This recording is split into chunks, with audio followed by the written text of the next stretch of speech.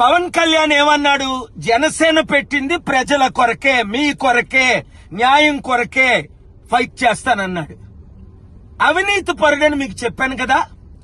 21 ఎమ్మెల్యేలు తరపున ఒక ఎమ్మెల్సీ సీట్ ఉంటే లక్షల మంది కష్టపడిన వాళ్ళకి ఇస్తున్నాడా? కోట్ల రూపాయలు ఖర్చు పెట్టిన నాయకులకు ఇస్తున్నాడా? ఇది కేవలం అవినీతి కుటుంబ పార్టీ అని చెప్పాను. ఇప్పుడు వాళ్ళ అన్న అయిన నాగబాబుకి హైదరాబాద్ లో ఉన్న యాక్టర్కి తీసుకొచ్చి మనలందరినీ తాకడ పెడుతున్నాడు. జన సైనికులారా, ఆయన మారడు, మీరు మారొద్దా? బయటికి రండి, ప్రజాశాంతి పార్టీలో చేరండి. ఈ కుటుంబ కుల అవినీతి అగ్రవర్ణ పార్టీలకి పవన్ కళ్యాణ్ ఏమన్నాడు?